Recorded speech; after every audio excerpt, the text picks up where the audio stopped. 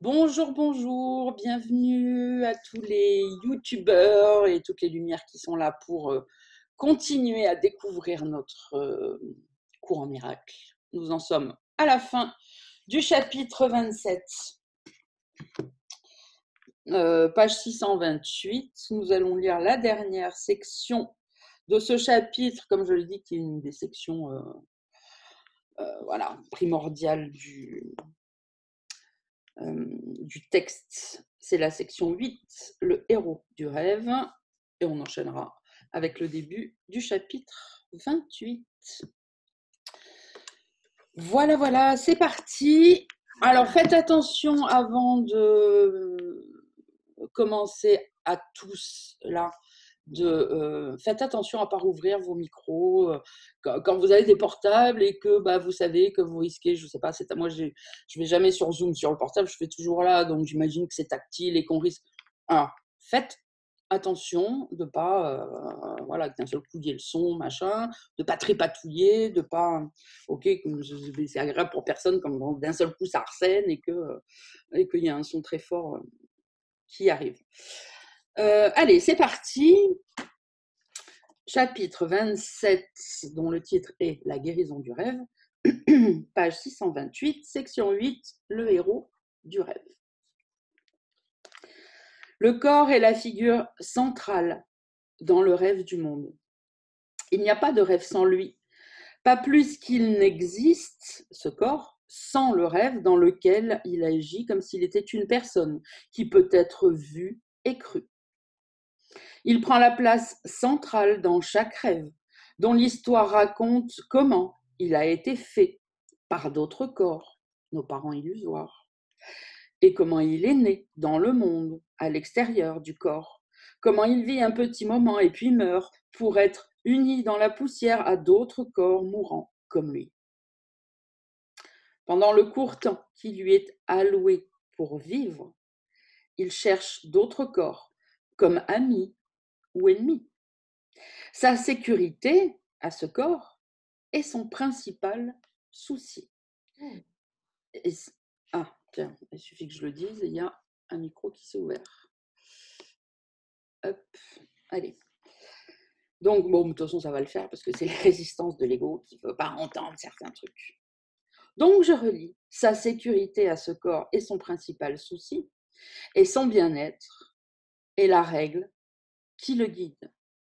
Souvenez-vous, l'ego spirituel vous parle toujours de bien-être, de bonheur. On l'a déjà vu dans la section de la semaine dernière où il nous parlait de plaisir. Le plaisir n'est qu'une illusion, hein, c'est l'autre face de la pièce de la douleur. Et là, on parle de bien-être. Ça, c'est une des choses vraiment essentielles à comprendre déjà et à surveiller quand on va sur ce chemin, parce que c'est très confusant.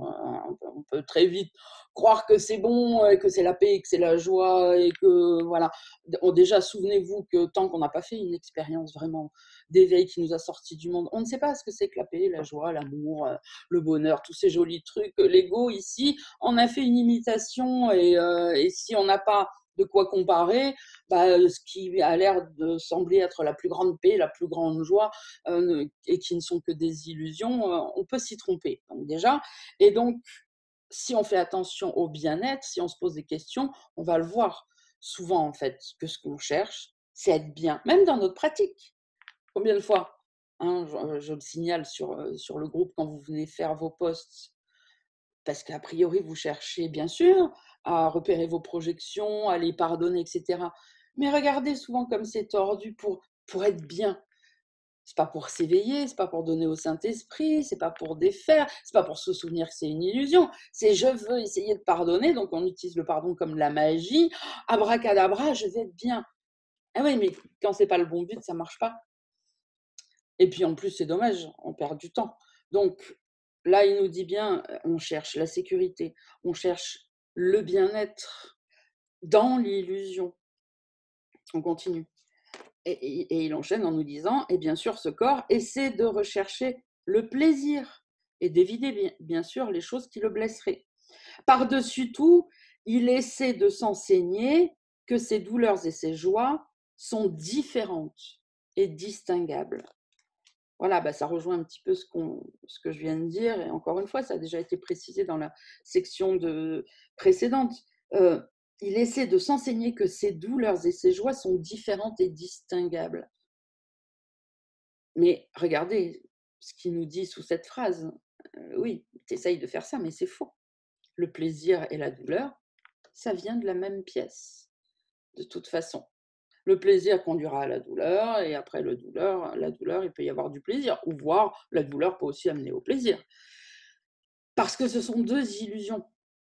Là, c'est vraiment, ce qu'il essaye de nous dire et il nous explique pourquoi. Parce qu'on essaye de s'enseigner ça, que les différences entre les illusions, que douleur et joie sont différentes et distinguables, qu'elles n'ont rien à voir l'une avec l'autre et surtout, surtout, surtout, ça qu'il faut retenir parce que vous l'oublierez plus, qu'elles ne viennent pas de la même source. Mais c'est faux.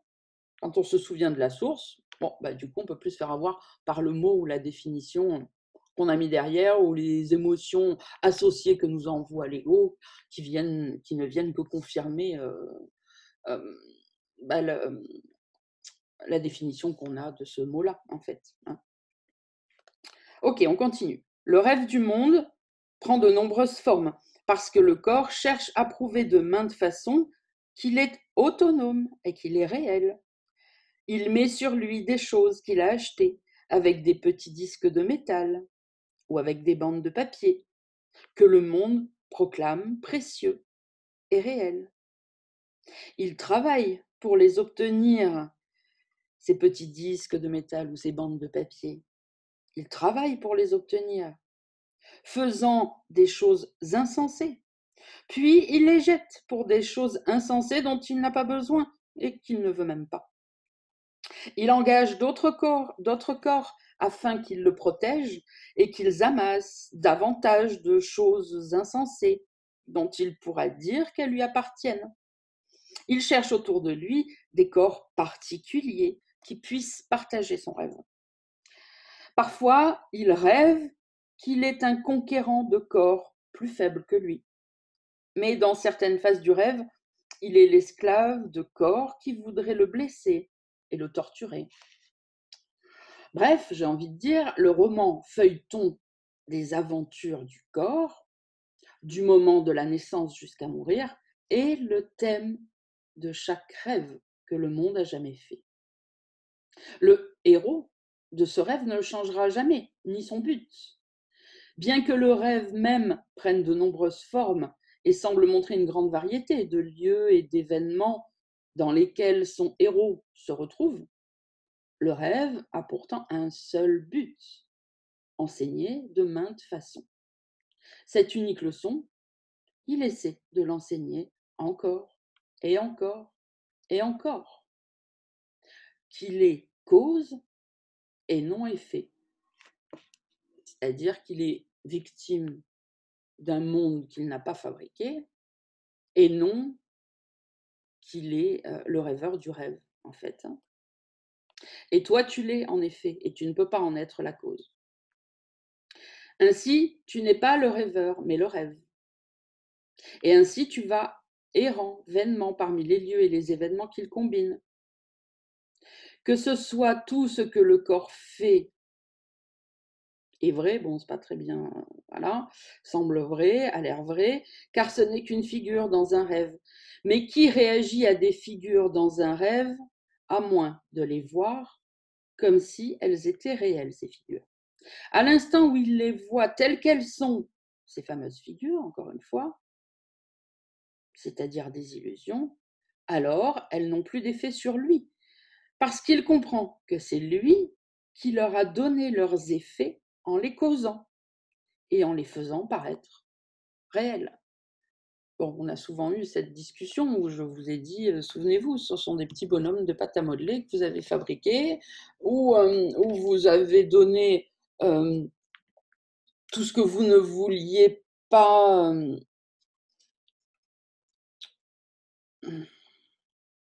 j'allais dire croire de vous, ou plutôt vous souvenir de vous, les péchés que vous croyez avoir commis. Ok, c'est tellement insupportable que la projection dans le monde a été faite, alors évidemment les péchés qu'on croit avoir commis à propos de la séparation d'avec Dieu, bien sûr, hein. Au moment où la folle idée a paru apparaître dans l'esprit, le Christ était endormi, il a commencé à se voir comme un corps au lieu d'être un pur esprit, et l'ego est venu lui dire: «Mon Dieu, qu'est-ce que tu as fait?» et cetera, et cetera, et c'était tellement insupportable que big bang, clac, fabrication d'un monde illusoire, et donc je fabrique des figures dans le rêve, un petit bonhomme de pâte à modeler, on pourrait dire des images, et voilà, si je me sens coupable d'avoir été, je sais pas, méchante envers Dieu, par exemple, je vais fabriquer une figure du rêve. Je veux plus me souvenir que j'ai été méchante avec Dieu parce que pour moi, cette seule idée est insupportable. J'ai honte, j'ai tout ça. Donc je fabrique un petit bonhomme de pâte à modeler et je dis: «Voilà, toi, tu prendras le rôle du méchant. Moi, je suis gentille. J'ai jamais fait ça. Toi, tu seras méchant. Toi, tu seras tyrannique. Toi, tu seras comme ci. Toi, tu seras, coléreux. Toi, tu seras, tout le temps en dépression. Moi non, regarde, je vais bien, tout va bien». Voilà, c'est ça. C'est ce qu'il est en train de nous expliquer là, dont on a parlé plusieurs fois. Toutes ces figures du rêve ne sont pas là, de même que vous n'êtes pas là non plus. Tout le monde est au ciel, heu, avec Dieu, en train de rêver qu'il est ici, avec d'autres personnes que Dieu.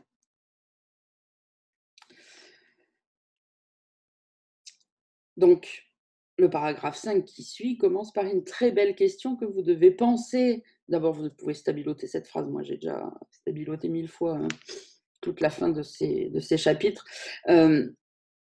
Pour vous en souvenir, elle vous sera utile dans les moments où, vous aurez l'impression d'être englué, perdu, en essayant de faire des pardons, ça marche pas, triste, machin, et vraiment avoir l'impression d'être englué. À quel point es-tu désireux d'échapper aux effets de tous les rêves que le monde a jamais faits?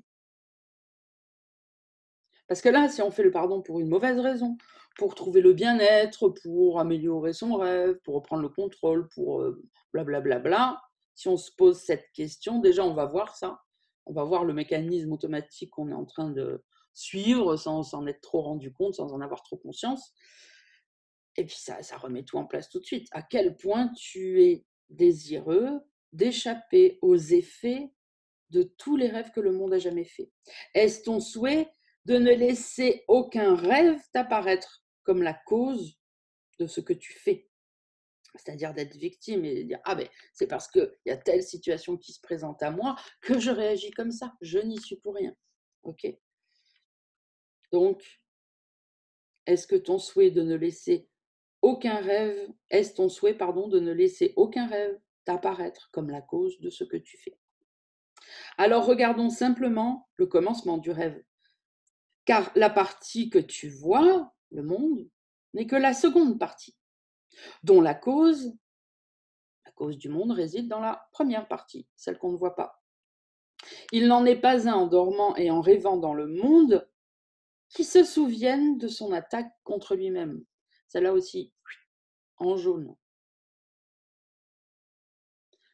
Ça, ça fait partie des petites phrases qui nous aident à nous souvenir: «Ah mais non, mais je ne sais rien de ce qui se passe, je crois savoir, je tire des conclusions, je ne sais rien», puisque il n'en est pas un, en dormant et en rêvant, donc dans le monde, qui se souvienne de son attaque contre lui-même.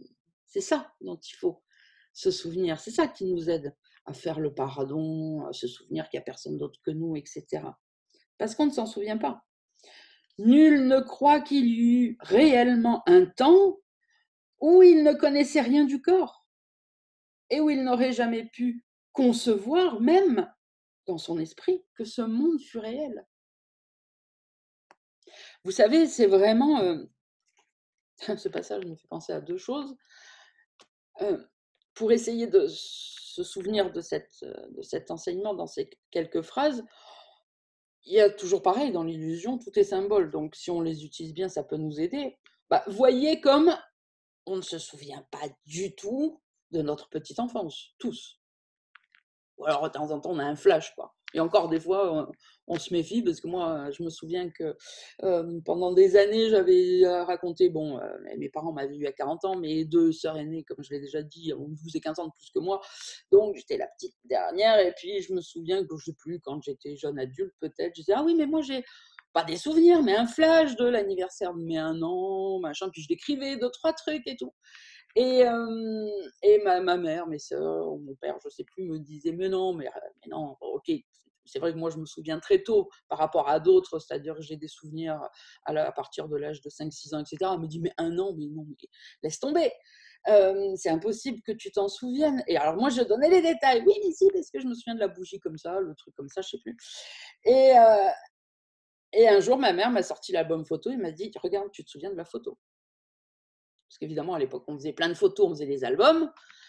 Et donc, il y avait la photo où j'avais le peignoir rouge, machin. Alors oui, il y a quand même un flash où, parce que là, c'est pas sur les photos, mais alors vraiment un tout petit flash où je me souviens que j'avais un joli peignoir, comme à l'époque, et où j'ai renversé de la bougie dessus, puis alors de la cire chaude sur un peignoir en duveteux. Enfin bon, c'est vraiment un tout petit flash que j'ai. Mais après, le reste, effectivement, je croyais que c'était mes souvenirs, pas du tout. Ce sont des photos, ou ce sont sûrement, après, on en a parlé, des imaginations, des trucs que j'ai rajoutés par-dessus. Donc bref, je ne vais pas me perdre là-dedans. Donc, quand il nous dit: «Vous ne vous» ah, je vois rien avec les lunettes pour de loin, nin, «Il n'en est pas un en dormant et rêvant dans le monde qui se souvienne de son attaque. Nul ne croit qu'il y eut réellement un temps où il ne connaissait rien du corps et n'aurait jamais pu concevoir que ce monde fût réel». Bah, quand on n'arrive pas sur le moment, on se dit: «Oh mais comment je fais pour attraper ça intellectuellement?» Bah, on ne se souvient pas de notre petite enfance. Pareil. Et pourtant, bah, justement, à notre époque, on a non seulement des photos et puis aussi peut-être des films et puis des gens de notre famille qui sont là, avec qui on discute, et qui nous donnent témoignage du fait que oui, on a eu, 6 mois, 1 an, 15 mois, et cetera, 2 ans. C'est pas parce qu'on s'en souvient pas que c'était pas là. On le sait. Hein, on n'est pas né le jour, à partir du moment où on a la mémoire de nos 6 ans, de nos 7 ans. On sait bien qu'on a vécu des années avant. Bah là, c'est pareil. C'est dans ce sens-là qu'il faut vraiment essayer de le voir. Et d'ailleurs, le deuxième point, c'est que ça me rappelle exactement un symbole qui est montré dans Inception. Je ne sais pas si vous vous souvenez, quand l'architecte, au début du film, il y a Leonardo qui commence à parler à l'architecte, je ne sais plus comment elle s'appelle, Ariane, je crois. Comment concevoir, etc., etc. Enfin, cette scène merveilleuse où justement on parle de projection, où les immeubles se retournent, etc., où elle ne se rend pas compte qu'elle est dans un rêve. Il lui dit, mais regarde, pour savoir comment est-ce que tu es en train de rêver ou pas, est-ce que tu arrives à te souvenir comment tu es arrivé ici? C'est à ce moment-là que la scène explose et que ça commence. OK, où ils sont assis à la terrasse d'un café et tout, l'autre elle commence à avoir le doute et d'un seul coup, il y a tout qui explose, explose, et c'est là que cette scène commence, où il y a plein de choses après. Ben, là, c'est pareil, on se souvient pas comment on est arrivé ici. On a des témoignages, nos parents nous le racontent, encore une fois, on a des photos, des machins, des trucs, mais on s'en souvient pas. Donc on peut très bien imaginer qu'effectivement, on se souvient pas du temps où, mais ça nous aurait paru inconcevable que ce monde soit réel et qu'on puisse être des corps. Voilà, souvenez-vous de tout ça pour essayer de bien ancrer ce voilà, cet enseignement-là. Donc je continue. Donc, nul ne croit qu'il y eut réellement un temps où il ne connaissait rien du corps et n'aurait jamais pu concevoir que ce monde fût réel, car il aurait vu, dans ce temps-là, aussitôt, que ses idées sont une seule illusion et bien trop ridicule pour ne pas en rire. Comme elles paraissent sérieuses maintenant, ces illusions, et nul ne peut se souvenir d'un temps où elles auraient rencontré le rire et l'incrédulité. Nous pouvons nous en souvenir, pour peu que nous regardions directement leur cause. Et alors, en regardant la cause et pas les effets, nous verrons des motifs de rire et non une cause de peur. Rendons le rêve dont il s'est départi au rêveur, qui perçoit le rêve comme étant séparé de lui et lui étant fait. Voilà comment on perçoit le rêve. On pourrait dire, voilà comment on perçoit le monde. On le perçoit comme étant séparé de nous, et le monde nous fait des choses. les gens nous font des choses, les situations provoquent des émotions, des sentiments, des réactions. Donc, rendons le rêve dont il s'est départi au rêveur. Dit autrement, c'est ce que je vous dis souvent, c'est n'oubliez pas de reprendre responsabilité de votre perception. Vous voyez ceci, vous voyez cela, ça vous dérange ou ça vous fait de la peine, machin. Ce ne sont que vos idées que vous voyez. Reprenez-la, souvenez-vous que c'est issu de vous. Ce sont des idées qui étaient en vous, qui ont été projetées à l'extérieur et qui créent un scénario, des personnages, pour que vous puissiez arrêter d'être victime et dire mais je n'ai rien à voir avec ça, c'est l'autre, c'est les autres. C'est-à-dire que là, on ne fait qu'affirmer la séparation, en fait, qui est impossible. Dire ok, il n'y a pas de séparation. On peut tout simplement commencer par là. Non, non, il n'y a pas de séparation. Intellectuellement, je le sais. Donc, il y a forcément un lien. C'est pareil hein, comment ça s'appelle, dans la physique quantique que j'ai beaucoup kiffé il y a quelques années. Je me suis intéressée, etc. On le dit, hein, il y a un objet, l'observateur qui observe un objet modifie cet objet, rien qu'en le regardant. Hein, pour ceux qui voudraient découvrir ça, allez fouiner dans la physique quantique, vous verrez, c'est expliqué très simplement. Bah là, c'est pareil, rien n'est séparé. Donc, vous ne pouvez pas juste voir des scènes dans le monde en vous disant ça n'a aucun rapport avec moi. C'est l'opposé de moi, mais comment ces gens peuvent-ils faire ça? Comment ces scènes peuvent-ils arriver? La première chose à faire, même si on ne sait pas encore où, quand, comment, pourquoi, hein, encore une fois, là je m'adresse à tous ceux qui peuvent regarder sur YouTube, etc. C'est déjà, même sans essayer de savoir, de chercher à comprendre, surtout pas de psychanalyse, machin, c'est pas ça qui va vous aider, de dire, il y a forcément un lien. Je sais peut-être pas lequel, mais. Et là, de toute façon, c'est pas compliqué, c'est toujours la même chose à faire. Soit vous êtes un peu plus avancé dans votre pratique et vous pouvez commencer à voir les liens, soit si vraiment vous ne savez pas, vous n'avez aucune opinion, aucune idée, et que ça vous paraît surtout tellement improbable, demandez au Saint-Esprit. Peut-être vous êtes débutant du cours en miracle, demandez au Saint-Esprit. Demandez. Vous recevrez quelque chose. Ça passera par la télé, par la radio, par un rêve, par une autre scène que vous allez voir, par une conversation comme d'habitude que vous allez entendre, machin, qui viendra vous expliquer un lien. Voilà, pour que vous puissiez. Si vous demandez à prendre conscience au Saint-Esprit, bien sûr, qui va vous répondre. Alors évidemment, au début, il faut peut-être demander plusieurs fois, rester ouvert. Et justement, pas faire de psychotage, pas tirer des conclusions, pas faire de psychanalyse pour essayer de dire ah oui, mais je crois que j'ai compris. Demandez. Et soyez patient, ça va venir assez vite, peut-être même sous la forme d'un rêve. Pour ceux qui ont du mal à arrêter leur mental, justement, le bavardage mental dans la journée, le soir, vous êtes inconscient, vous avez débranché, vous ne pouvez plus contrôler le truc. C'est le seul moment.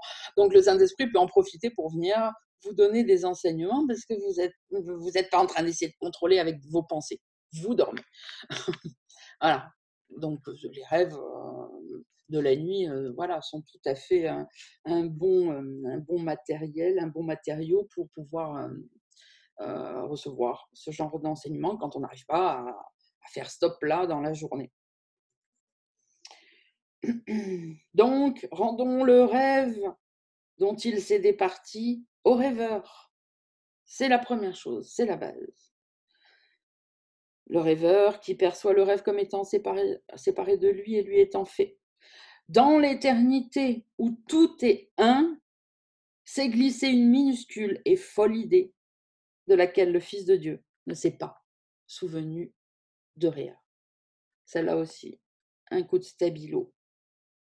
C'est une phrase très répandue du cours en miracle que vous pouvez entendre chez beaucoup de personnes, ceux qui connaissent comme ça le cours en miracle en surface, dans plein d'endroits, dans plein d'associations de personnes pour la spiritualité, etc. Sauf que souvent, elle n'est pas dite au complet. Donc, déjà, on va la relire au complet.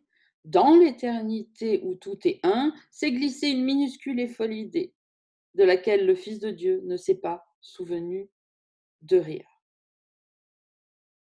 Déjà, dans l'éternité où tout est un, c'est important, puisque ça nous rappelle que ce n'est pas ici qu'on reçoit les idées. Ici, nous aussi, on est un bonhomme en pâte à modeler auquel on a dit, tiens, je vais prendre ce rôle-là, etc. Bon, il ne faut pas rentrer là-dedans. C'est dans l'éternité. là où le Christ endormi dort dans les bras de son Père et où il projette tous ces scénarios sur le monde. C'est là, dans l'éternité, que s'est glissée une minuscule et folle idée qui parlait de séparation et dont le Fils de Dieu a oublié de rire et l'a prise pour sérieuse, réelle. Dans son oubli, la pensée devint une idée sérieuse et capable à la fois d'accomplissement et d'effets réels. Ensemble, nous pouvons rire des deux et comprendre que le temps ne peut pas faire intrusion dans l'éternité. C'est impossible. C'est une blague de penser que le temps puisse venir circonvenir l'éternité. Ce qui signifie qu'il n'y a pas de temps. Alors, on peut laisser ce mot un peu compliqué de côté. C'est une blague de penser que le temps puisse venir modifier l'éternité, toucher à l'éternité. Voilà, on peut le dire plus simplement, un peu comme ça. C'est l'idée de base qui est importante. C'est une blague de penser que, regardez, je vais le dire autrement, que Satan, le diable, puisse venir et être plus fort que Dieu. C'est une blague, sans déconner. Je vous en ai déjà parlé plein de fois. C'est un truc que j'avais en tête depuis toute petite, que j'ai posé 1000 fois comme question à l'église, à tout le monde. Mais enfin, vous me dites que Dieu est tout-puissant, Dieu est lumière, Dieu notre Père. Et après, tu me dis que j'ai péché, que machin. Il y a un souci, non? Voilà, bon, apparemment, c'est mon incarnation, je suis venue avec. Le plus vieux souvenir que j'ai de petite, de l'église, du catéchisme, de tous ces trucs-là, c'était ça, pendant des années, qui a tourné en boucle dans ma tête. Je posais les questions, j'ai jamais eu de réponse. Je les ai eues après. Mais déjà, de toute façon, même les réponses qu'on me donnait, je dis non, mais c'est pas possible. Viens, on discute, tu vas voir. En fait, tu vois bien que ce que tu me réponds n'a pas de sens. Donc c'est ça, hein, cette phrase. C'est une blague, sans déconner. C'est une blague de penser que autre chose que Dieu puisse exister, que autre chose que Dieu soit plus fort que Dieu, que le temps, l'ego et toutes les idées farfelues puissent venir altérer l'éternité. Voilà, on peut remplacer aussi par ce mot-là, peut-être qui est moins. Voilà. C'est une blague de penser que le temps puisse venir altérer l'éternité. C'est une blague. Ouais. Délimité. Pardon? Le temps pourrait être délimité. Délimiter l'éternité par le temps. Oui, aussi, aussi. Oui, oui, oui. Bah après, de toute façon, on peut utiliser plein de mots, mais c'est vrai que c'est vraiment pour comprendre que ça peut pas être touché aussi. Donc oui, délimiter, réduire, etc. Mais voilà, c'est vraiment un truc il faut que vous y pensiez souvent. Reposez-vous la question, quand vous avez un moment, j'en sais rien, que vous êtes en train de faire bronzette sur la terrasse, que vous prenez un moment pour vous détendre dans votre journée, dans votre week-end. De temps en temps, laissez cette question remonter sans essayer d'y répondre. Laissez le Saint-Esprit vous amener les trucs. Et voilà, enfin bon, pour moi c'est évident, mais enfin, ça n'a pas de sens. Si ça n'est pas logique, moi, tant que c'est pas logique, je veux une explication logique. Je pense que c'est ça qui m'a amené au courant miracle de toute façon avec les années, parce que non, non, non, non, c'est pas logique ce que tu me dis. Comment Dieu peut être grand, fort, merveilleux, nous on n'est rien à côté, on n'est pas digne, on est machin. Et après, enfin, comment d'abord il aurait pu créer des gens pas dignes, capables de pécher? Ça, c'est pareil. Moi, je me souviens quand on me lisait Adam et Ève, le jardin d'Éden, machin. Dieu a mis un arbre avec une pomme, il te dit regarde la pomme, elle est belle, hein? Bah, tu croqueras pas dedans. Mais enfin, sans déconner.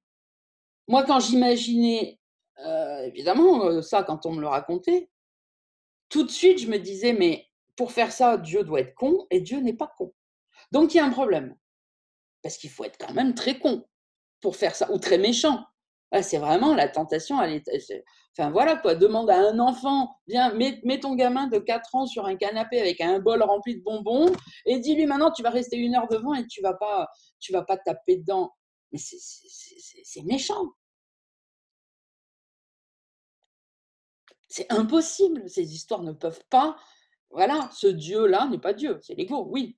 Ah oui, ça ressemble bien à la définition de l'ego. De nous montrer un truc en disant t'as vu, c'est beau, hein? Bah, tu l'auras pas. Puis si tu l'as, fais gaffe, parce que je vais te torturer, je vais te enfin, allez, on continue. Un petit coup.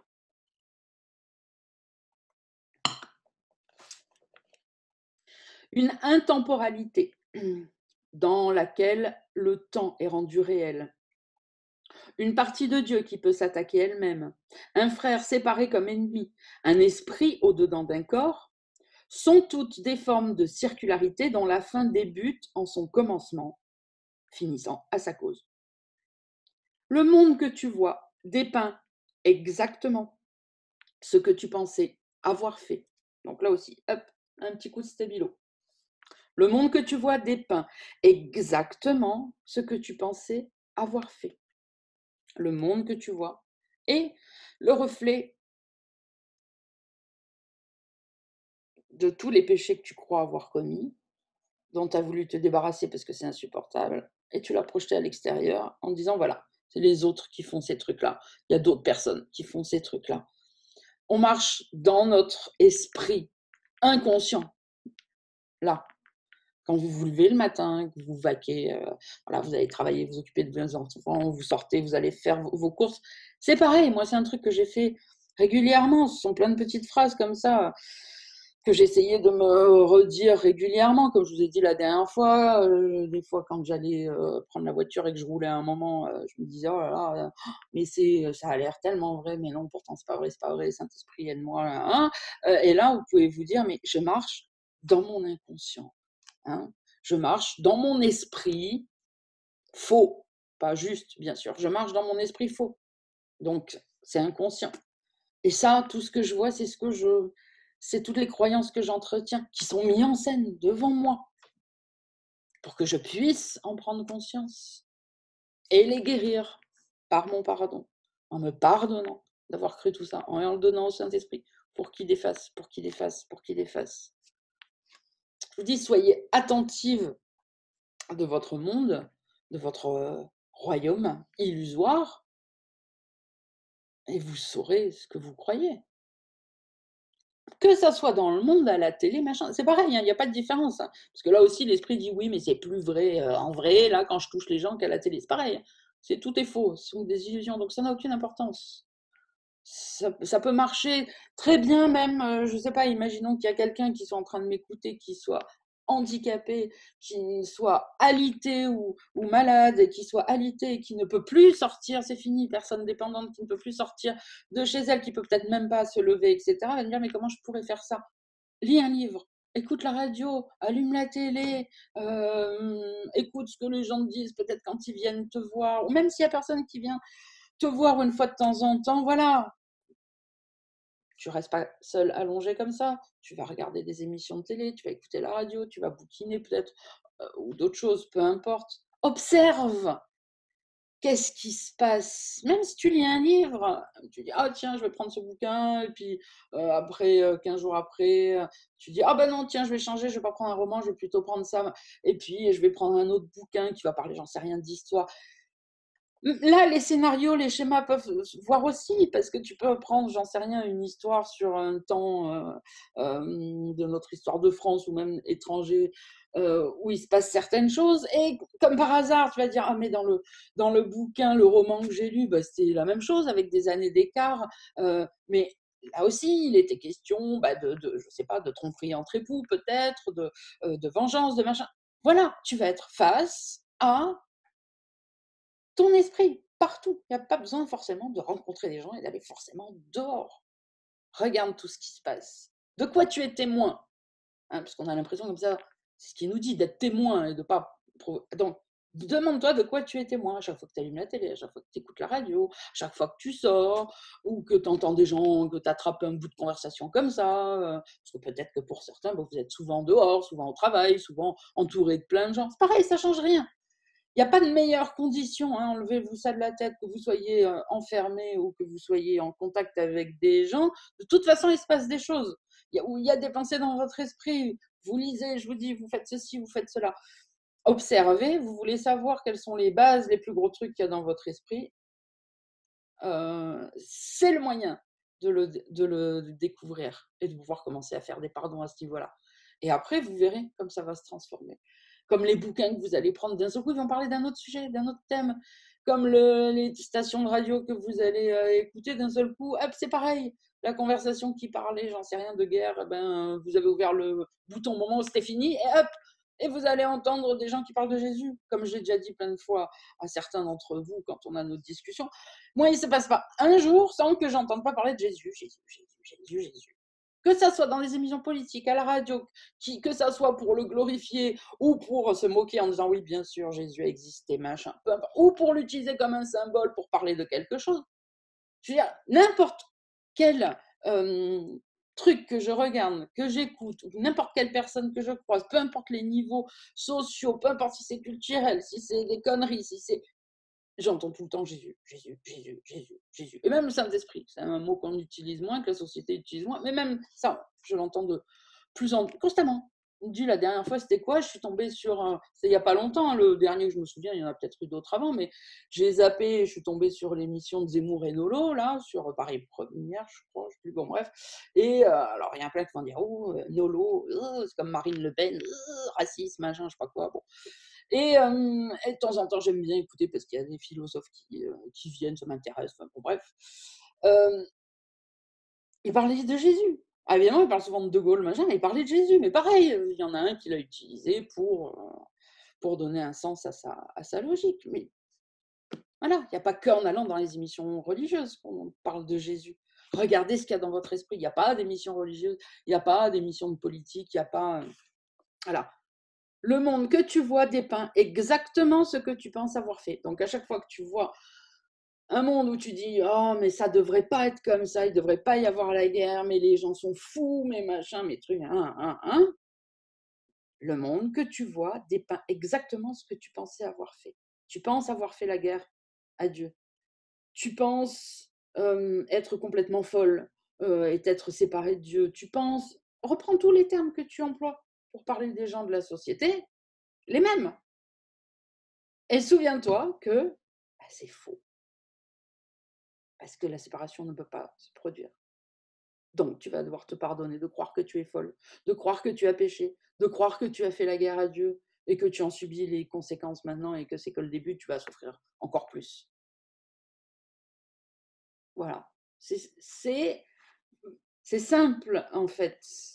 On n'a pas besoin de chercher un lieu, un enseignant, un endroit, un moment pour pratiquer, pour atteindre le salut, pour pratiquer le pardon. Le monde dans lequel vous êtes est entouré d'occasions de pardon, d'occasions de prise de conscience, etc., etc. Je ne vous ai envoyé que des anges. Ben oui, tous tes frères sont là pour te donner des occasions de pardonner, de voir le Christ et de te souvenir du salut. Évidemment, quand on dit cette phrase, on a envie tout de suite de penser à des gens gentils qu'on aime bien, qu'on connaît ou qu'on voit à la télé. Non, encore une fois, regardez les dictateurs, regardez Donald Trump, tiens, Éric Zemmour, puisque j'en parlais, Hitler, puisque on en parle tout le temps, ou même le terroriste que vous ne connaissez pas à la télé. Je ne vous ai envoyé que des anges. Ils ne sont pas dans un certain endroit regroupé, non. Et il y aurait d'autres qui ne seraient pas des anges, non. Je ne vous ai envoyé que des anges. Donc, je reprends et j'enchaîne. Le monde que tu vois dépeint exactement ce que toi, tu pensais avoir fait. Sauf que maintenant, tu penses que ce que tu as fait est en train de t'être fait. Et la culpabilité pour que ce que tu pensais avoir fait est placée maintenant à l'extérieur de toi, sur un monde coupable, qui rêve apparemment tes rêves et pense tes pensées à ta place. C'est sa vengeance qui l'apporte, ce monde, mais pas la tienne, alors que non. Il te garde étroitement confiné dans un corps, ce corps qu'il punit à cause de toutes les choses coupables que le corps semble faire dans son rêve. Tu n'as pas le pouvoir de faire que le corps cesse ses mauvaises actions, parce que ce n'est pas toi qui l'as fait et tu ne peux contrôler ni ses actes, ni son but, ni son destin. Toi, tu es un pur esprit Donc, n'essaye pas de modifier ton comportement comme l'ego spirituel nous le souffle. Oh, quelqu'un de spirituel ne doit pas se comporter comme ci, ne doit pas se comporter comme ça, ne doit pas parler comme ci, doit parler comme ça plutôt. Tu n'as pas le pouvoir de faire que le corps cesse ses mauvaises actions. Aucun corps, aucune personne illusoire ne deviendra une personne parfaite.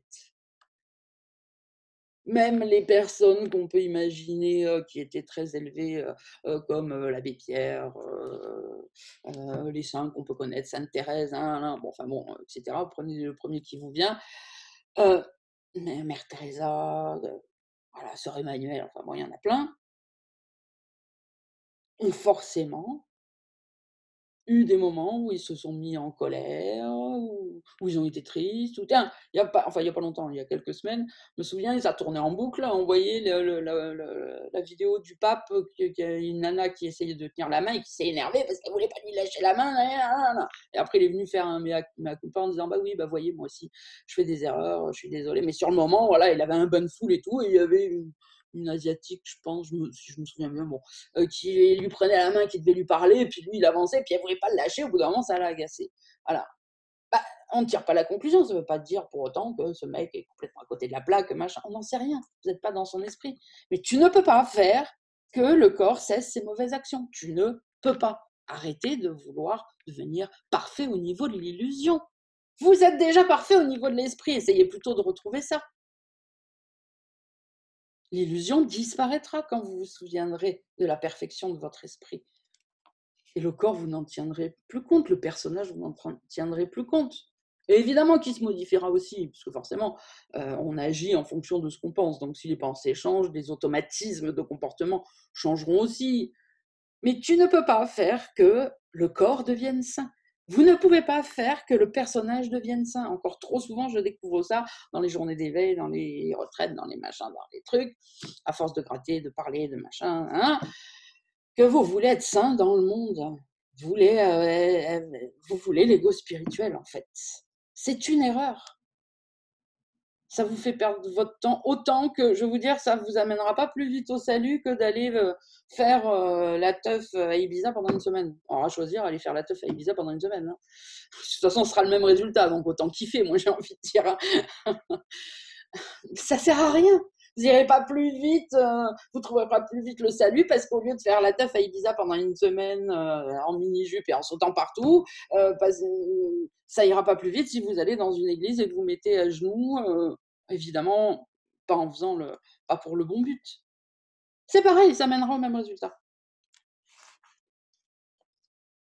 Donc je redis cette phrase où j'ai stabiloté la première partie, surtout avant la virgule: tu n'as pas le pouvoir de faire que le corps cesse ses mauvaises actions, parce que ce n'est pas toi qui l'as fait. Et tu ne peux contrôler ni ses actes, ni son but, ni son destin. Mais tu peux contrôler tes pensées en décidant de les trier. Et là, après, les actes changeront. Quand on change de but, les actes changeront. La parole changera, se modifiera un petit peu. Allez, on continue. Le monde ne fait que démontrer une ancienne vérité, deux points. Tu croiras que les autres te font exactement ce que tu penses leur avoir fait. Mais une fois illusionné au point de les blâmer, ces autres, tu ne verras pas la cause de ce qu'ils font, parce que tu veux que la culpabilité repose sur eux. Encore une fois, c'est le mécanisme de projection pour ne pas reprendre responsabilité, parce que c'est insupportable. Alors vous me direz: «Bah oui, mais justement, si ce mécanisme est en place, c'est parce que c'était insupportable, hein, donc je ne veux pas ressentir à nouveau des trucs insupportables, parce que je ne vais pas le supporter». Mais j'ai envie de vous dire, et c'est pareil, hein, dans vos pratiques à vous, vous hésitez des fois à y aller, mais parce que vous voulez encore le faire toute seule, tout seul, pour la mauvaise raison. Vous voulez être fort, essayer de dépasser vos peurs, vos doutes dans le monde. Non!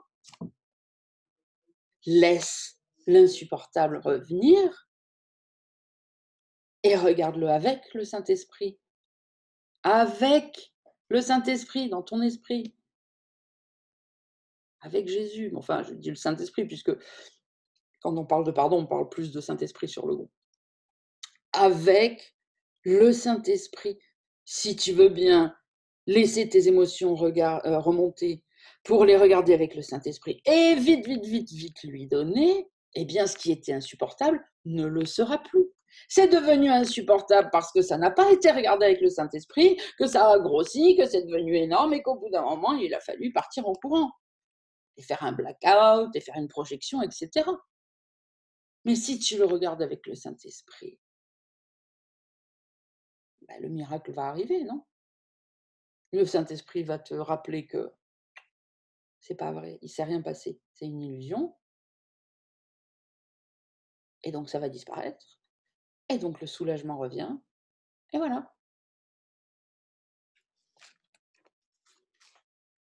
Sandrine, Oui, ça me rappelle quand mes enfants étaient petits et qu'ils avaient peur du noir ouais, et qu'ils se cachaient sous la couverture, il y a un monstre, il y a un monstre, et qu'ils avaient besoin en fait qu'on soit avec eux pour regarder sous le lit, d'ouvrir le placard, pour voir qu'il n'y avait rien, parce que tout seuls, ils en étaient incapables.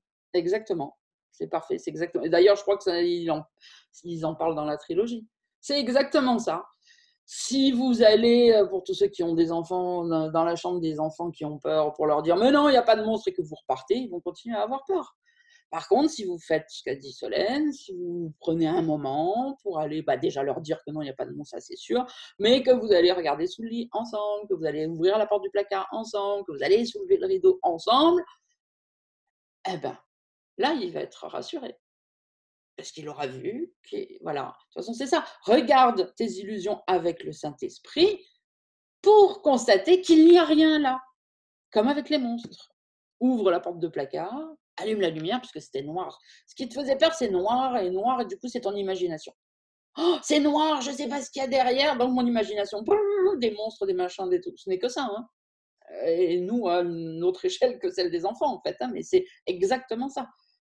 Et donc, quand on ne sait pas ce qu'il y a, notre esprit, évidemment, qui est issu de la séparation, tant qu'on n'a pas fait un travail, imagine toujours le pire. Hein, ça, il ne va pas imaginer qu'il y a des anges, machin, ou des licornes qui vont venir te parsemer de pétales de rose. Pourquoi? Il pourrait d'ailleurs. Pourquoi on imagine toujours que ça va être des monstres, des violeurs d'enfants, des fantômes qui veulent t'attaquer? Parce que notre mental est issu de la séparation. Donc, on va regarder avec le Saint-Esprit pour constater qu'il n'y a rien là. Et on va se recoucher. Pour continuer à rêver, certes, parce qu'il faut, voilà, le salut est un enchaînement de pardon, certes pour continuer à rêver, mais détendu. De dormir détendu, calme, avec un sourire sur le visage. C'est exactement ça. Alors, je reprends le paragraphe 8. Le monde ne fait que démontrer une ancienne vérité. Tu croiras que les autres te font exactement ce que tu penses leur avoir fait. Mais une fois illusionné au point de les blâmer, tu ne verras pas la cause de ce qu'ils font parce que tu veux. Donc, la cause de ce qu'ils font, c'est quoi? C'est que tu les as mandatés pour le faire. OK? Parce que tu veux que la culpabilité repose sur eux et pas sur toi. Et la phrase d'après, c'est pareil, vous allez pouvoir vous la stabiloter parce qu'elle est importante de bien la comprendre. Qu'il est puéril, l'opiniâtre mécanisme pour conserver ton innocence en repoussant la culpabilité à l'extérieur de toi. Non, c'est pas moi qui ai fait ça, c'est lui. Moi, je ne suis pas un terroriste, c'est lui qui fait sauter des stades. Moi, je suis tranquille chez moi. Et la dernière partie de la phrase est importante. Donc, qu'il est puéril, l'opiniâtre mécanisme pour conserver ton innocence tout en repoussant la culpabilité à l'extérieur de toi, mais sans jamais en lâcher prise de la croyance en la culpabilité. Il faut chercher des coupables. D'ailleurs, à chaque fois qu'il arrive n'importe quoi dans ce monde, j'ai envie de dire un drame, mais même des choses plus petites, enfin voilà, un truc qui ne devrait pas se produire, quelle est la première chose qu'on fait? On cherche les coupables. Ça soit pour n'importe quoi de petit ou de gros, un avion qui se crache dans la mer et qu'on ne trouve pas et qu'on ne trouve plus pour l'instant, qu'est-ce qui s'est passé? Quel est le coupable? On veut retrouver la boîte noire pour savoir c'est quoi?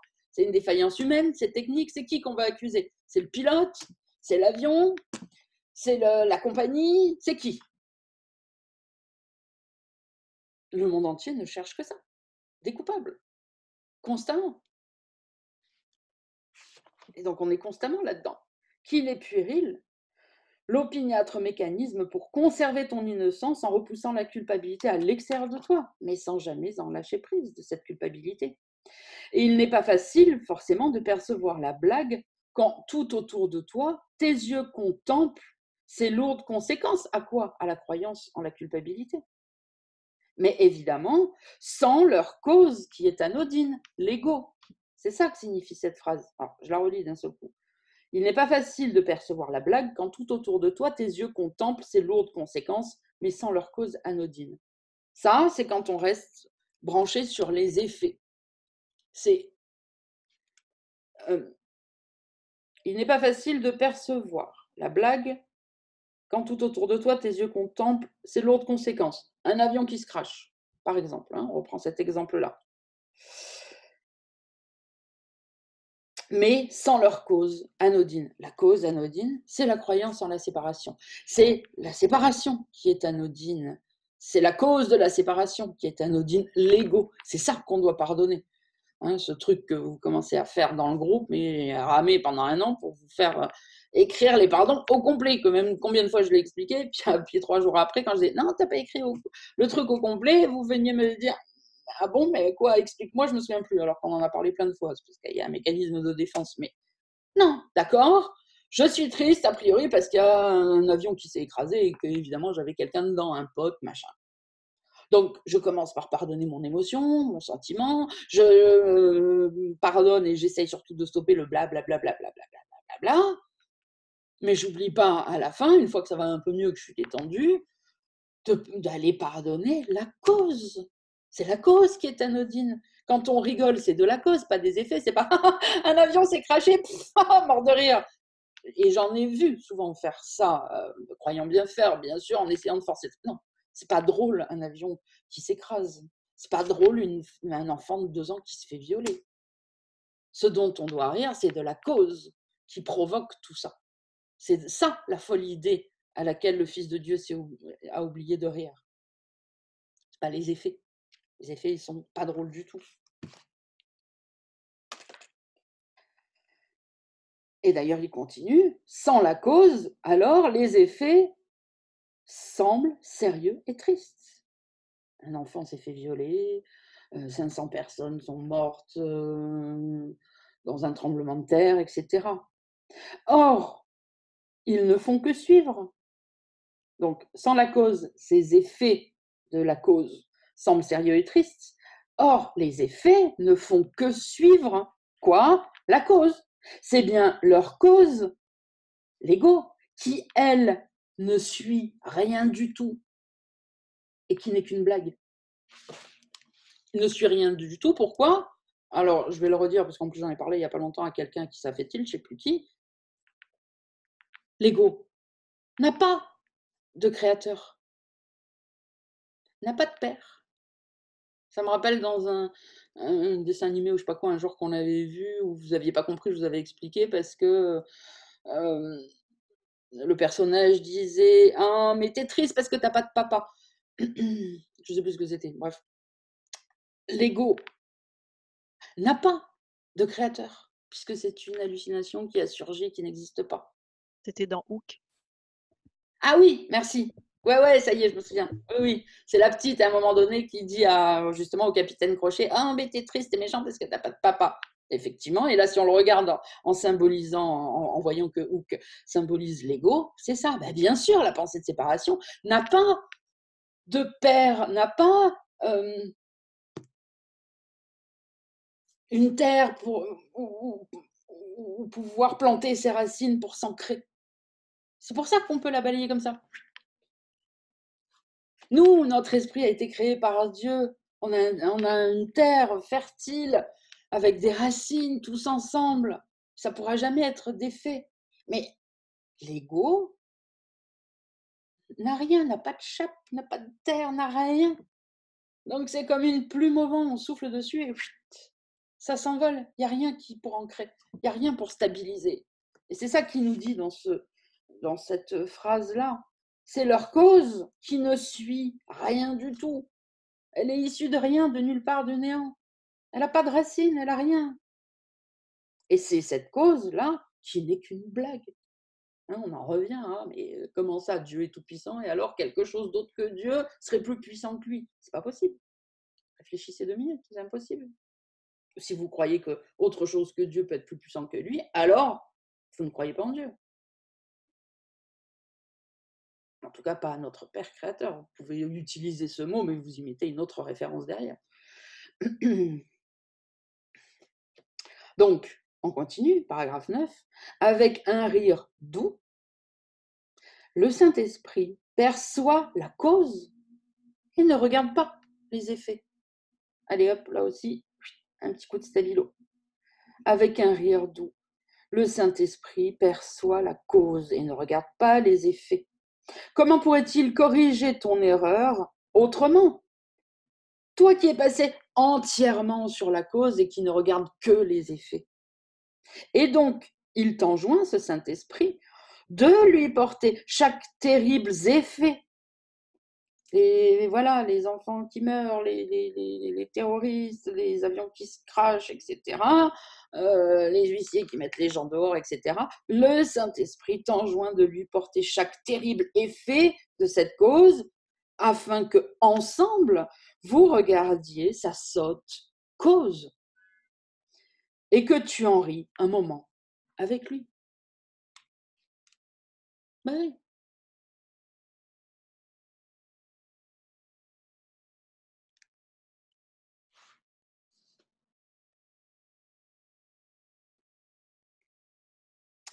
Tu juges les effets. Hein, c'est ce qu'on fait tout le temps. Le crash, le machin, ah, c'est bien, c'est pas bien, ça aurait pas dû se produire, blablabla. Bla, bla, bla. Tu juges les effets et du coup, tu oublies complètement la cause. Mais lui, il a jugé leur cause, l'ego. Et son jugement est, il n'est pas réel, il n'existe pas. C'est le monstre dans le placard. Regarde, il n'est pas réel, il n'existe pas, il n'y a rien là. Il n'y a rien. Et par son jugement, donc, les effets sont enlevés. Ah ben, s'il n'y a pas de monstre, et que tu croyais que, on va prendre cette image, la porte de la chambre est fermée, il y a un bout de, j'en sais rien, de ficelle qui dépasse, ok, dans le noir, l'enfant a peur, il dit il y a un monstre, et puis dans son délire, il dit oh, le bout de ficelle ou de corde ou je sais pas quoi, c'est la queue du diable qui dépasse, c'est la queue du diable qui dépasse. Et si tu ouvres, j'en vois une qui arrivait, tu vois, j'avais même pas pensé. Ah, c'est ça. Et là, la corde, elle est rouge, bien sûr. Ouh, c'est la queue du diable, c'est la queue du diable. Et quand tu ouvres et que tu constates avec le Saint-Esprit, que tu regardes et que tu constates, non, il n'y a pas de diable, bah, l'effet tombe. Ah non, c'était pas la queue du diable. C'est juste une corde, un bout de ficelle, un truc. C'est ça. Les effets tombent quand il n'y a plus de cause. Donc, toi, tu juges les effets, mais le Saint-Esprit a jugé leur cause à ces effets. Et par son jugement, les effets sont enlevés. Peut-être viens-tu en pleurs, hein, encore une fois, comme les enfants qui viennent dire j'ai peur, il y a un monstre dans le placard. Mais entends-le te dire, ce Saint-Esprit, mon frère, saint fils de Dieu, vois ton rêve futile dans lequel cela ne pouvait pas se produire. Et alors tu quitteras l'instant saint, ce moment de communion avec le Saint-Esprit, avec ton rire et celui de ton frère, joint au sien. Le secret du salut n'est que ceci, que tu te fais cela à toi-même. Tu inventes des histoires, tu décides que ces histoires sont tristes et tu décides de pleurer des histoires tristes que tu as fabriquées. Non mais, il suffit d'arrêter tout le truc et voilà. Alors évidemment, ça va être plus facile à dire qu'à faire, me direz-vous. Mais non, avec la pratique, et se rappeler que c'est pas vrai, si on se souvient que c'est pas vrai, c'est quand on se souvient que c'est, quand on se souvient pas que c'est pas vrai, quand on croit que c'est réel, que les gens en général viennent me dire oui, bah, c'est plus facile à dire qu'à faire. Mais oui, ça a l'air difficile parce que tu crois que c'est réel. Et là, du coup, je te comprends, bien sûr. Mais si tu te souviens que c'est pas vrai, tu vois bien que ta phrase n'a plus de sens. Bah, si, s'il n'y a rien, c'est facile.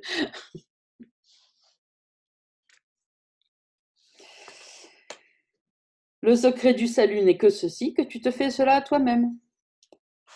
Peu importe la forme de l'attaque, cela reste vrai. Tu te fais cela à toi-même. Qui que ce soit qui prend le rôle de l'ennemi et de l'attaquant, c'est encore la vérité. Tu te fais cela à toi-même. Quoi que ce soit qui semble être la cause de n'importe quelle douleur ou souffrance que tu ressens, cela est encore vrai. Tu te fais cela à toi-même. Car tu ne réagirais pas du tout aux figures dans un rêve si tu savais que tu rêvais. Si tu réagis, c'est que tu ne crois pas que tu rêves. C'est que tu crois que tu es là et qu'il se passe des trucs et que tu comprends ce qui se passe et que tu as des trucs à faire pour essayer de comprendre l'incompréhensible, etc., etc. Donc, laisse-les être aussi haineuses et méchantes qu'elles veulent, ces figures du rêve. Ça n'a aucune importance. Si tu te souviens que c'est pas vrai, elles vont disparaître. Donc, laisse-les être aussi haineuses et méchantes qu'elles veulent. Elles ne pourraient pas du tout avoir d'effet sur toi, à moins que tu ne manques de reconnaître que c'est ton rêve. Ça là aussi, je n'avais pas stabiloté celle-ci pour la retrouver. Laisse-les être aussi haineuses et méchantes qu'elles veulent. Vous pouvez peut-être vous le mettre en fond d'écran là, dans le groupe, pour bien vous le rappeler quand il se passe des trucs avec vos enfants, avec votre famille, avec vos conjoints, avec le boulot, avec... Enfin bon, peu importe.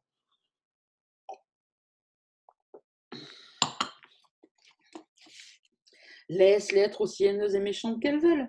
Elles ne peuvent pas avoir d'effet sur toi, à moins que tu ne manques de reconnaître que c'est ton rêve.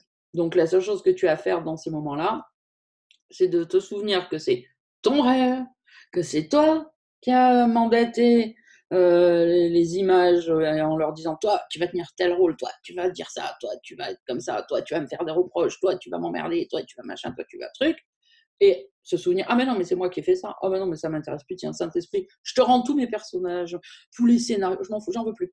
Hop, je veux la vérité. Et donc, cette unique leçon apprise te libérera de la souffrance, que forme qu'elle prenne. Tout est pareil. Le Saint-Esprit répétera cette seule leçon de délivrance qui inclut tout, tout, jusqu'à ce qu'elle ait été apprise. Peu importe la forme de souffrance que tu ressens, quelle que soit la blessure que tu lui portes, il répondra toujours, toujours, toujours par cette vérité, cette même et seule vérité. Très simple, ce n'est pas réel. Tu rêves que ton conjoint te fait la vie impossible, tu rêves que tu as mal à la tête, tu rêves. Car cette seule réponse enlèvera la cause de toute forme de chagrin et de douleur. La forme n'affecte pas du tout sa réponse, car il voudrait seulement t'enseigner l'unique cause qu'elles ont toutes, peu importe leur forme.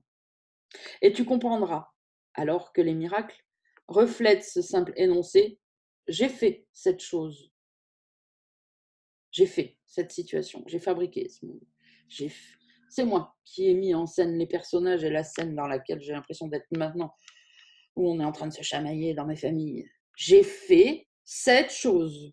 Et c'est cette chose que je voudrais défaire maintenant. Saint-Esprit, je te la donne. Défais-la pour moi.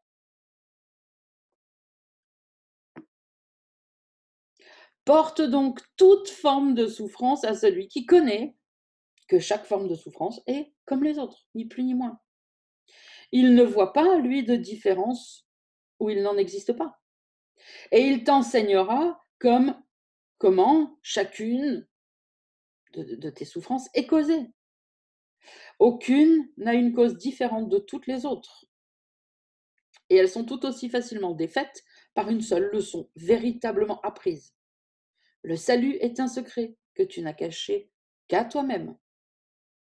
L'univers entier le proclame, comme on l'a dit tout à l'heure. Vous êtes entouré du Saint-Esprit. Vous marchez dans votre esprit inconscient si vous décidez de reprendre responsabilité, de reprendre conscience de tout ça. Vous marchez vous marchez sur le chemin du salut. Vous pouvez aller à droite ou à gauche. De toute façon, toutes les pancartes indiquent la même destination. Le salut, le ciel, le royaume, Saint-Esprit, Dieu. Toutes les pancartes. Vous ne pouvez pas vous tromper. Vous pouvez juste prendre du retard. C'est tout.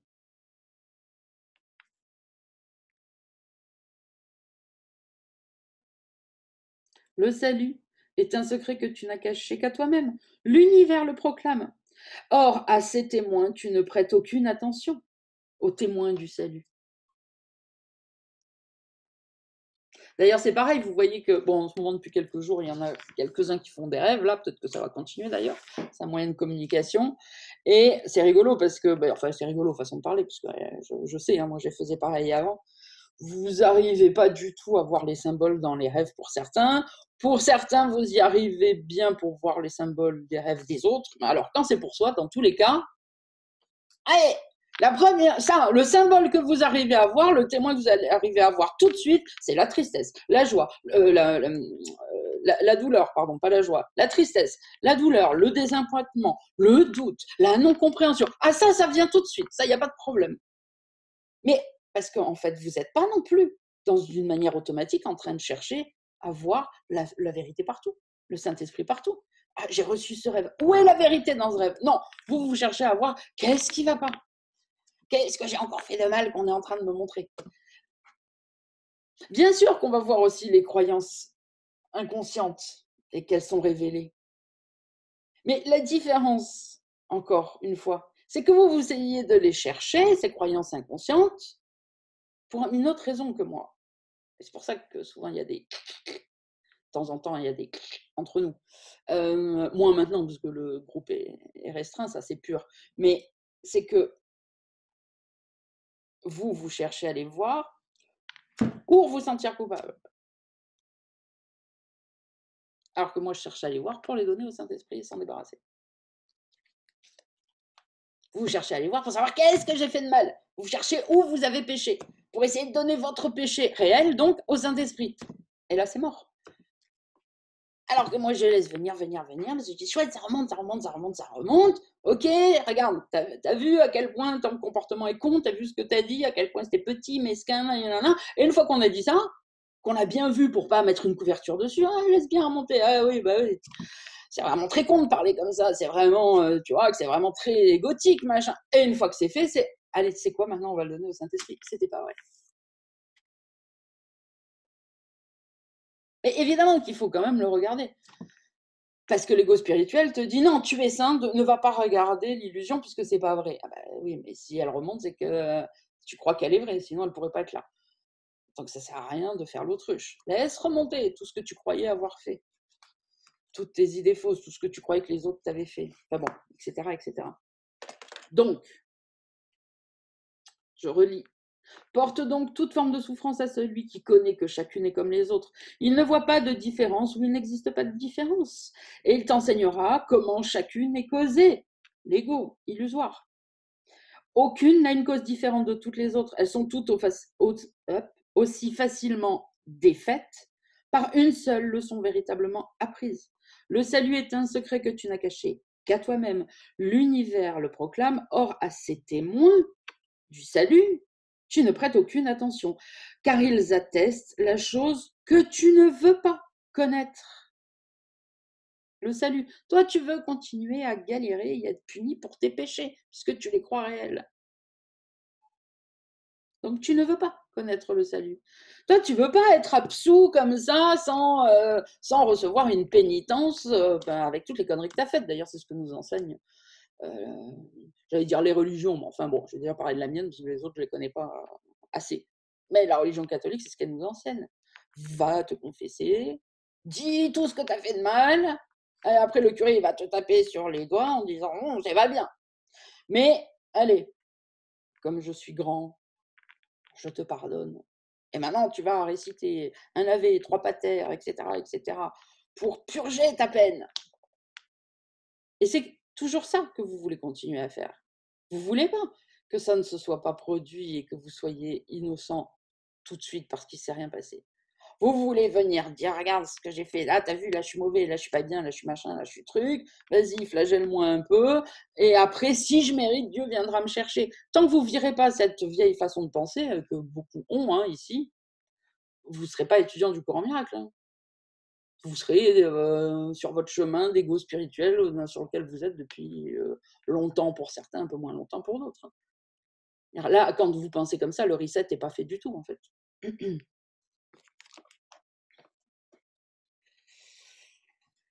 Alors, car ils attestent la chose que tu ne veux pas connaître, ils semblent t'en faire un secret. Or, tu as seulement besoin d'apprendre que tu n'as choisi que de ne pas écouter et de ne pas voir. Voilà, souviens-toi de ça. Ben oui, si je ne fais pas encore l'expérience, imagine, c'est parce que quelque part, je ne le veux pas. C'est parce que j'ai choisi de ne pas voir, de ne pas écouter, puisque je suis entourée d'anges, je suis entourée de symboles du Saint-Esprit, de Jésus, du salut, de tout, tout, tout, tout, tout, tout, tout.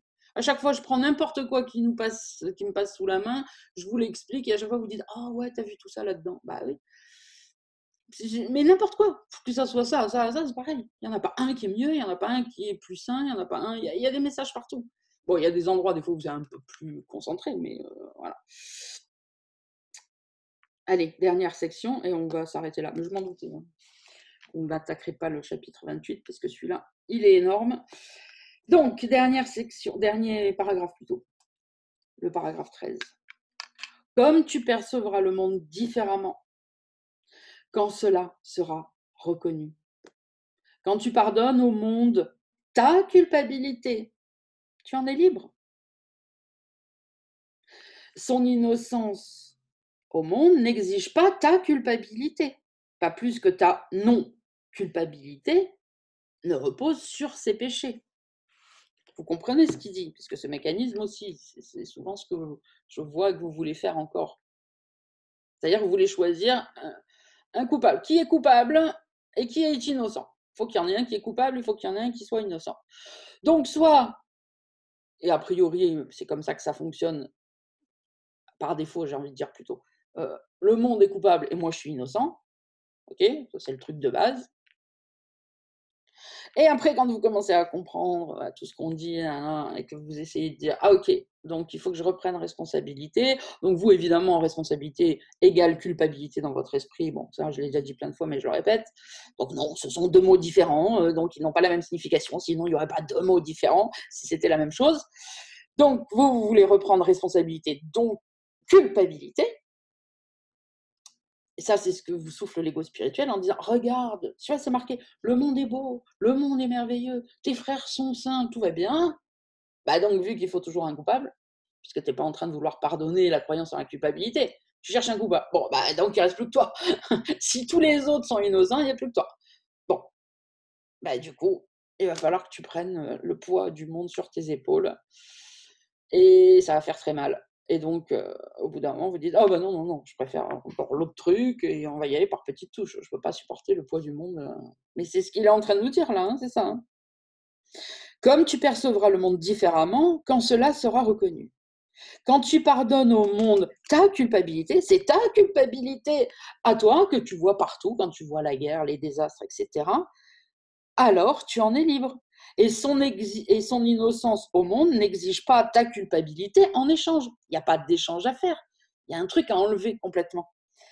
Pas plus que ta non-culpabilité ne reposerait sur le fait qu'il y a des péchés. Comme vous ne croyez pas que tout le monde peut être innocent, alors vous arrivez à être non coupable uniquement si le péché existe ailleurs, en fait. Je pense que là, vous avez bien vu le mécanisme, souvenez-vous-en. On essaye toujours de coller l'étiquette culpabilité à quelqu'un. À qui? Et puis l'autre est parti en courant. Oh non, merde, attends, je l'ai dans les mains, je l'ai dans les mains. Non, je me la mets pas là. À qui je vais la mettre? Ah bah tiens, à un arbre, à la circonstance, un machin, un truc. Vous savez quoi? Prenez un briquet et brûlez-la. Laissez la fumée s'envoler au Saint-Esprit. Il n'y a pas de culpabilité.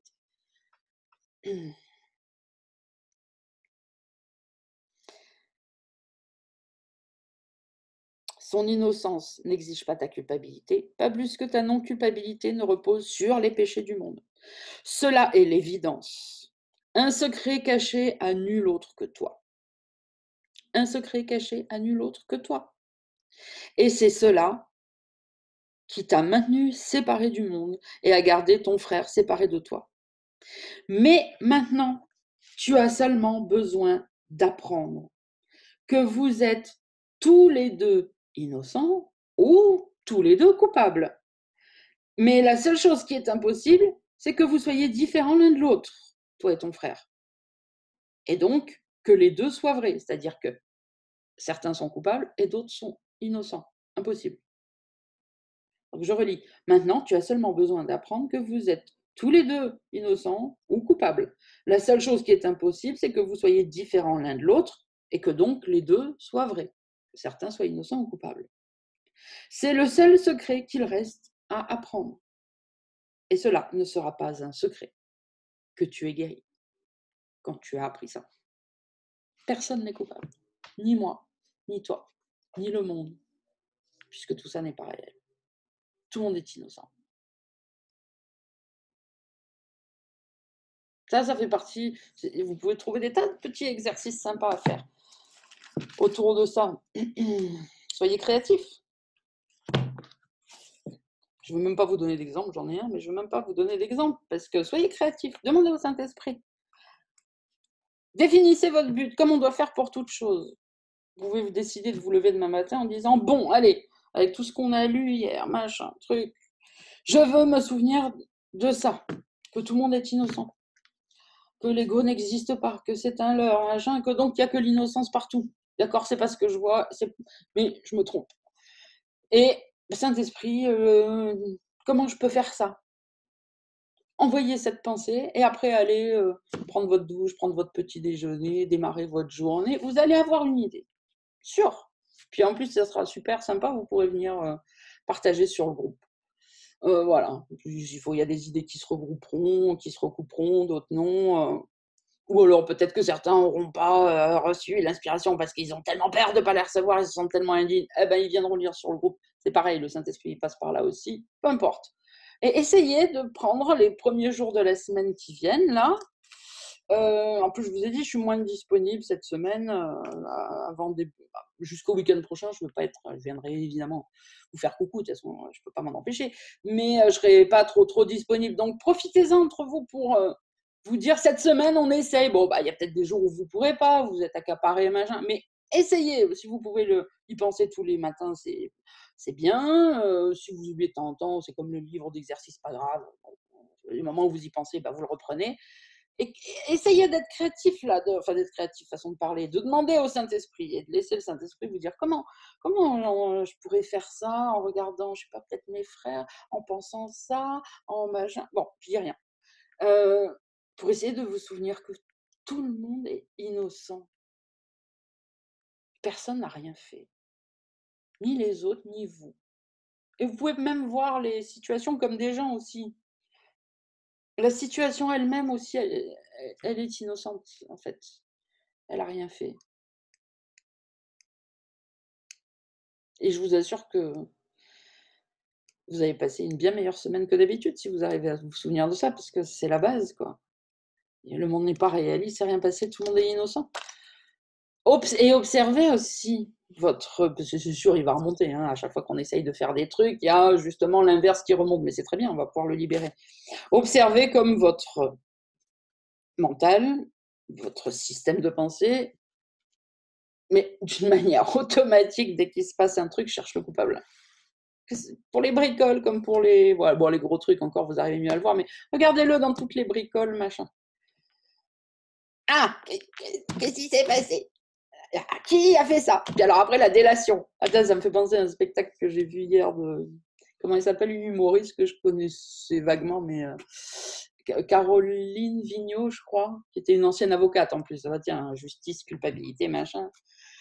Et pour ceux qui l'ont, j'ai regardé ça vite fait hier sur Amazon Prime, pour ceux qui sont abonnés à Amazon. C'est un spectacle comique, hein, ne me demandez pas le nom, j'en sais rien. Parce qu'il est assez drôle Et à un moment donné, voilà, il y a un sketch comme ça, enfin, alors je sais plus, parce que quand je dis j'ai regardé vite fait, c'est-à-dire que c'est pas un truc sur lequel je suis restée devant, parce que bon, c'est quand même pas une humoriste de la taille de Forestier et tout. Là, je suis pliée de rire du début à la fin, je rate rien, mais et c'était sympa. Et donc, je sais plus, à un moment donné, il y a dû y avoir quelqu'un dans la salle qui a oublié d'éteindre son portable, ça a sonné, ou qui a pris une photo alors qu'il faut pas la prendre. Enfin, un truc comme ça, quoi. Et alors après, elle fait tout un sketch autour des gens. Et c'est qui le coupable? Et comment et qui a vu? Et qui va dénoncer? Et machin. Et puis à un moment donné, elle dit, ah voilà, comportons-nous en bon français. Dénonçons notre voisin. Enfin, je vous dis, allez voir le truc, il est trop sympa, parce que c'est vrai que les Français, ils sont pas mal pour ça. C'est toi, c'est lui qui a fait.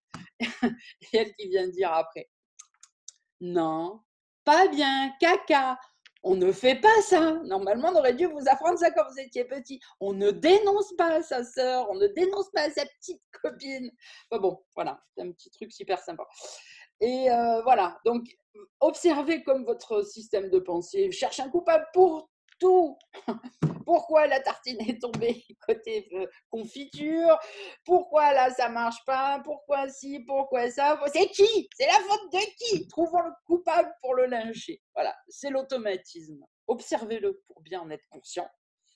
Et souvenez-vous que c'est le système de pensée de l'ego, c'est pas le vôtre. Donc on le regarde avec le Saint-Esprit, on le donne, mais il faut en être conscient. Voilà, parce que peut-être que certains youtubeurs se disent oh non, moi non, ou très exceptionnellement. Non, prenez-en conscience. Découvrez toute l'horreur du truc qui est là, on se rend même plus compte en fait.